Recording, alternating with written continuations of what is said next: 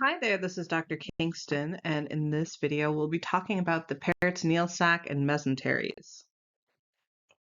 In this video, we're going to start off with some definitions. So, what is peritoneum? What is visceral peritoneum, and how is it different from parietal peritoneum? What's a mesentery? And then, after we have some good definitions, we're going to talk about how these structures form and how they relate to the GI organs. And then we'll finish off by naming the big important mesenteries. So by now, you've heard me mention peritoneum a couple of times already in different video lessons. And almost without fail, I've said that it's a sac that's comparable to pleura or pericardium. And it is. It's a serous membrane sac that organs press their faces into while they're developing. Now, the biggest difference here is that pleura and pericardium just have a single organ pressing into them. So just like our fist going into the balloon here, one big organ pressing into one big sac. But with the peritoneal sac, it's not that simple. We have multiple different organs here that are all going to kind of peek their faces into it for one. And they all do so to various degrees. So you end up with some organs that are fully surrounded like so. And then you've got some others that are only partially surrounded. They just kind of peek their face in and they're like, that's enough for me. And that ends up creating these little pockets of empty space like you see here. So we've got empty space here and here and here. And it also creates these little folds of peritoneum like this that we really don't see with pleura or pericardium. So what does this big sac with multiple organs pushing into it do? What's it for? Like with pleura, it at least makes sense to have that sac that connects the lungs to the thoracic walls so that they expand. But it's not really that obvious what the peritoneum is doing. So let's talk about it. Its main function is just to support the digestive organs. So not only is it surrounding and adhering to these organs, it's also tethering them to the posterior abdominal wall. And this might not seem terribly important at first glance, but if you think about how your digestive system actually works, it's not just chemical digestion. You're also having a lot of mechanical digestion going on here with churning and peristalsis. These organs are constantly moving, and they're like a big long string. So I don't know if you guys are old enough to remember this, but back in the day, earbuds still had cords on them. And God help you if you put them in your pocket, because by the time you pulled them back out, the cord would be tied into 16 different knots. And that cord didn't even have its own muscles to move itself around. So the peritoneal sac and its folds help to support the organs and keep them from tangling themselves up. The other thing they do is by acting as this tether to the posterior abdominal wall. So we can see here, this is a cross section. Here are cross sections of some intestines, and then their mesentery attaching them back here. So here is a tether, here's a tether, here's a tether. But by acting as these tethers, they provide an unchanging pathway for blood vessels and nerves to travel from their posterior origins here all the way down to the organ that they're serving. Blood vessels and nerves really don't like to move or to get jostled around in empty space. So when you have a group of organs like this, where some are suspended way out here into the abdominal cavity, they need a well-protected pathway that isn't going to change for these to travel through. All right, once again, we're going to designate parietal and visceral aspects of our sac. Parietal peritoneum is going to cover the walls of the abdominal cavity, so it's this blue stuff here. And visceral peritoneum, the yellow, is the stuff that is in direct contact with the organs. Now, notice here that because we have some of these complicated shapes and folds, that there are several places where the peritoneum, is touching neither the abdominal cavity nor the surface of an organ. All right, so as we move through the peritoneal cavity, the peritoneal sac, we're going to run into numerous places where the peritoneum abruptly shifts its position. These changes in direction of the peritoneum are called reflections. So if you look over here on the left, we have a coronal section of the abdominal cavity. So this is a section taken through the coronal plane. We're looking in from an anterior viewpoint at the posterior abdominal wall here, and we can see we've got this nice milky parietal peritoneum that's covering up our retroperitoneal organs and the posterior wall of the abdominal cavity itself, okay? And that's a nice continuous sheet until it gets to these little lines here, and we can see some blood vessels sandwiched in between them. And it looks like these have just been cut away. And that is exactly what's happened.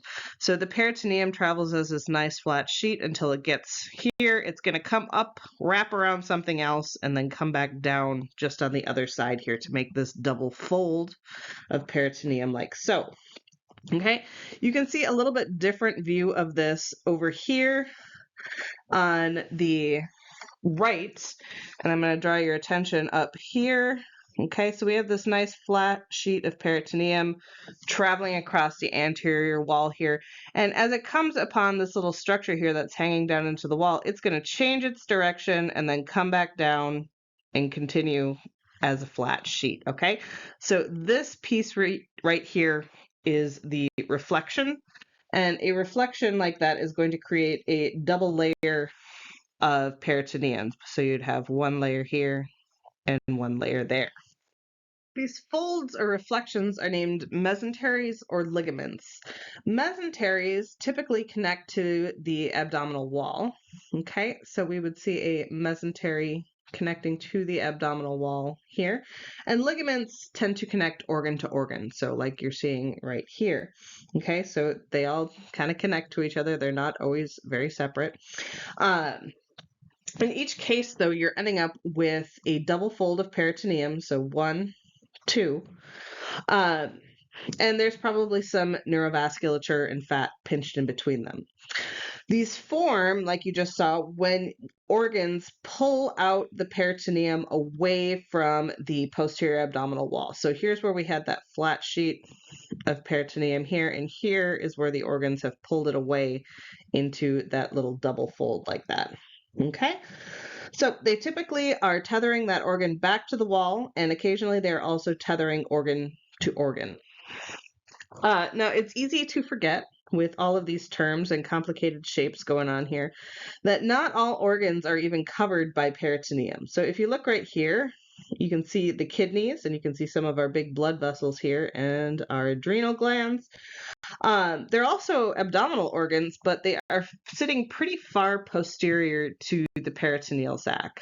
And because of this, we define some organs as being intraperitoneal and others as being retroperitoneal. Intraperitoneal organs are just like they sound. They push their way into the peritoneal cavity, and they have multiple surfaces that are covered up by visceral peritoneum. So all this orange here, those are all intraperitoneal organs. And because of this, because they're covered on these sides, these typically have at least one mesentery or ligament attaching to them. Retroperitoneal organs are just the opposite then, so they are these organs that are sitting posterior to or retro to the peritoneal sac. They don't push out into it, so they don't develop mesenteries. Okay, so all of those organs there. Okay, so here is a handy-dandy chart laying out exactly which organs are intraperitoneal and which are retroperitoneal. Now, if you look at the image over here, I've color-coded the organs here as well to help you make sense of how this works. So we've got the dark blue organs. These are retroperitoneal organs. I want you to take a look at how they sit posterior to all of the intraperitoneal organs, okay? So look at the pancreas here and look at the pieces of the duodenum that are retroperitoneal. The ascending and descending colon, this is true for 2, even though this image doesn't really make it clear. But if you were to look in an actual anatomical donor, you would find that these are shoved way posteriorly against the abdominal wall too.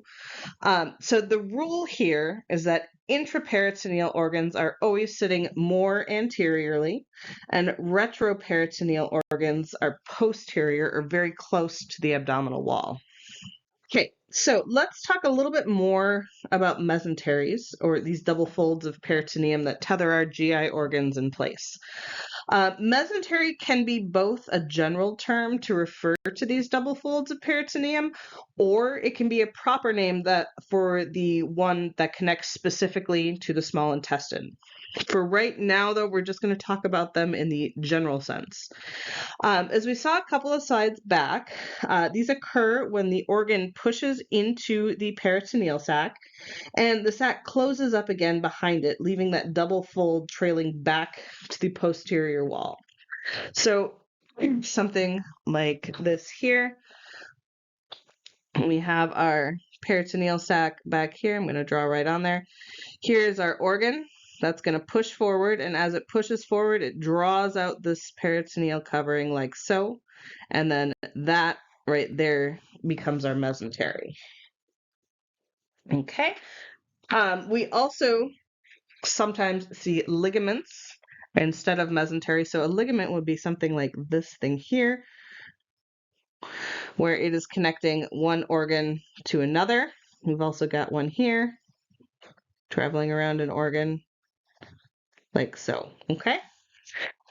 Don't worry too much if you're having trouble visualizing that from this image here. So we'll walk through how these are forming in a few minutes, all right? The take-home point here about these mesenteries is that these are the functional supports that the peritoneal sac gives to the GI organs. They are the organ's connection back to the abdominal wall, and they're the pathway that neurovasculature is going to take to reach the organs themselves. So let us walk through now how they form. And we're going to do this in a very simplified way because I think we can all appreciate that the picture over here on the right looks very complicated and maybe a little scary at the moment. And our job right now is going to be to make it less scary and more beautiful. So let's move over here to the left. And on the left, this diagram is showing the embryological gut tube in purple. Very nice. And it is showing the peritoneal sac here in blue. Okay. At this point, the gut tube is completely retroperitoneal, and that means that all of the peritoneal sac is parietal peritoneum. Now, individual organs are going to begin to grow and differentiate from the gut tube as little structures that we're just going to call organ buds for right now. There isn't a whole lot of room in the retroperitoneal space, so they begin to poke their faces out into the peritoneal sac here. But just their faces for now. They don't push in so far that they're going to lose contact with the retroperitoneal space yet, and that means that they don't develop a mesentery just yet. In the next phase of development, the organs have moved completely into the peritoneal cavity. So some move out a little farther than others. And they've moved out so far now that they've lost contact with this retroperitoneal space. And the only thing that is connecting them are these mesenteries, these double folds of peritoneum that they've pulled out like a string behind them. Now we start to see differentiation between different types of peritoneum too. So we've still got this parietal peritoneum that is hugging the abdominal cavity walls, but now we've also got visceral peritoneum on the surface of our organs, and then we've got this double fold mesentery heading back to the posterior wall. Now, I hope you can also start to appreciate some of the similarities here between the diagram over here on the left and this scary guy over here on the right. Okay, so we've got our organs, and we've got cross sections of them, so they just look like circles. That's what happens if you cut a tube, right? So we've got our organs like this, and then we've got our mesenteries here, and we've got our mesenteries here. Okay, this is just more straight lines to make it look less scary, right? So now the development of omenta or ligaments is going to require a few additional steps. And as much as I really hate to do it because this is really kind of cool material, I'm going to do a whole lot of hand waving right now, and I'm going to distill a whole lot of development and change into a single statement. And that statement is, during development, organs move and they rotate substantially in the abdominal cavity. And these mesenteries are going to fuse and they reform themselves into different shapes. You absolutely do not need to understand the details of gut rotation, but you do need to know that it results in some organs getting pushed out in front of others, and these ligaments forming in between them. Okay, so that's what's going on over here with the liver and the stomach. So we've got a ligament connecting them here, and then this is also happening between our transverse colon and our stomach, but that one is a little bit complicated, right? We'll talk about that in just a minute. Now, as all of this rotation is going on, we can't forget that the gut tube is also growing in length as well. And it grows a lot. It's going to fill up the entire abdominal cavity eventually, and things get crowded in there pretty fast. So as the space fills up, some of the organs, specifically the pancreas and duodenum and the ascending and descending colon, end up getting smooshed back up against the posterior abdominal wall. So they begin growing, they come out here, and then they get shoved backwards. And when this happens, and the organ moves partially back into that retroperitoneal space, we call it a secondarily retroperitoneal organ. The visceral peritoneum that was surrounding it fuses back against the posterior abdominal wall, forms something called fusion fascia, and the organ becomes anchored again in the retroperitoneal space. The reason that we give it a special classification instead of just calling it retroperitoneal again is because it is going to maintain the same blood and nerve supply that it had when it was intraperitoneal. So those blood vessels and nerves travel out into that mesentery. They're still connected to other blood vessels and nerves that are sitting in a different part of the mesentery, but they just get shoved back up against the posterior wall here. Okay, so with the ascending colon, for example, it is still supplied by branches of the superior mesenteric artery. And it just looks like those specific branches have been pushed up against the posterior abdominal wall rather than traveling through a free-floating mesentery. And they are still connected to other branches that are in free-floating mesenteries. So here is an updated list for you, now including that special designation for secondarily retroperitoneal organs. Those again, they're the distal duodenum. So we're looking right here. Distal duodenum, the pancreas, the ascending colon, and the descending colon. All right. Now that you have an idea of what mesenteries are and how they form, it's time to start naming the big ones. We're going to start off with naming the mesentery, which is the name that we give to the mesentery of the small intestine specifically. If you look up here on the top right, you can see that mesentery as it holds the small intestine to the posterior abdominal wall. It is yellow like this because it's filled up with fat, and that fat helps to protect the blood vessels and nerves that are running through there. And again, the things running through here are going to be branches of the superior mesenteric artery and vein. That vein is the portal tributary then. And the autonomic nerves that supply the small intestine, so both sympathetic and parasympathetic. The mesocolons are mesenteries for the colon. They're named for the specific piece of the colon or large intestine that they attach to. Now remember, the ascending and descending colon are typically secondarily retroperitoneal, and the rectum here is always subperitoneal, so it sits underneath the inferior boundary of the peritoneal sac.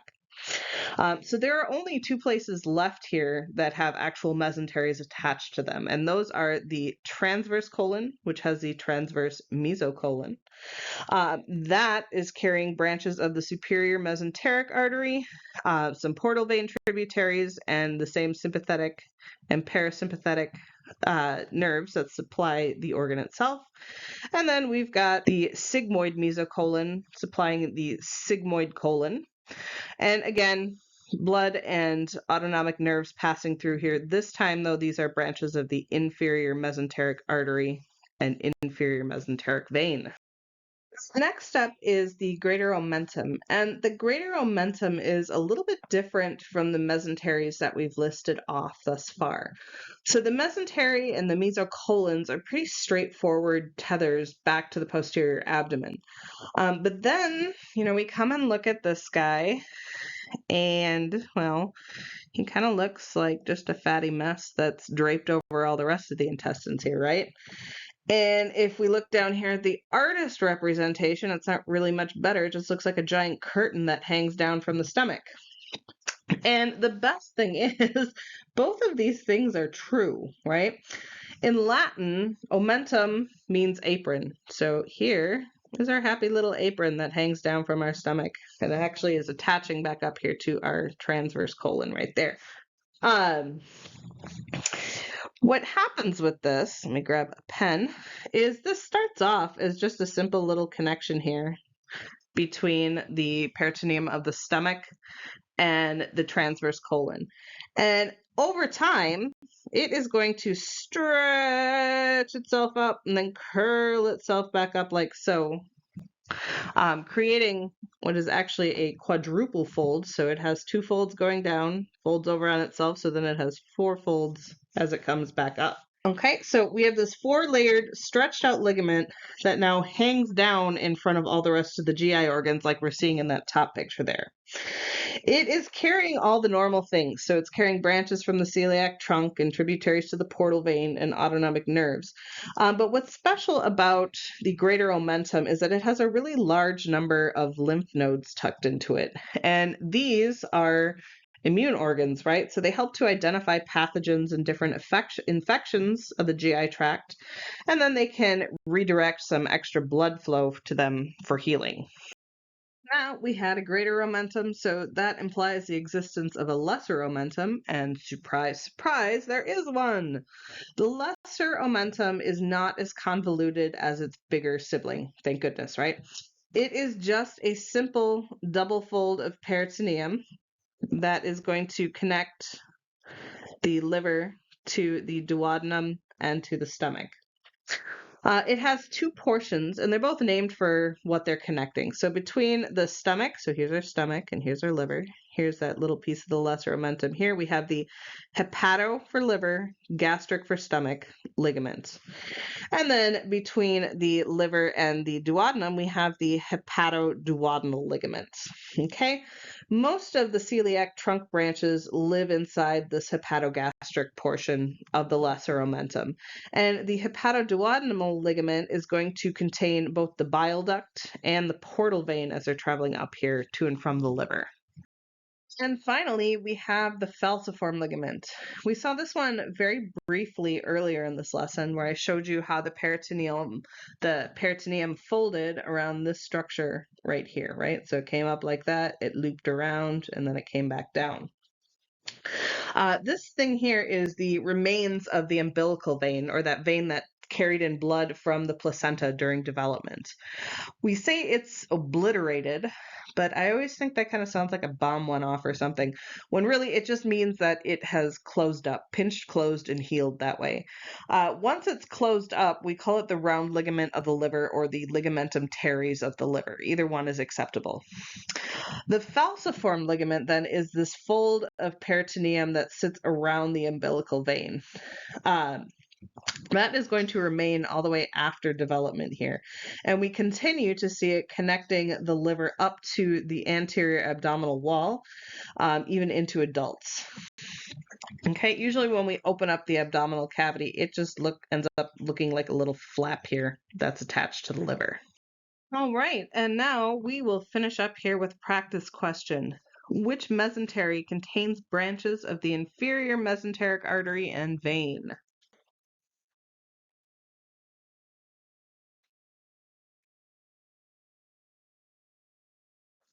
And the answer there is B, the sigmoid mesocolon. And once again, the sigmoid colon here is the only organ that is part of the hindgut from this list. Okay, so once again, using that dividing up of the gut tube to figure out where blood supply is coming from.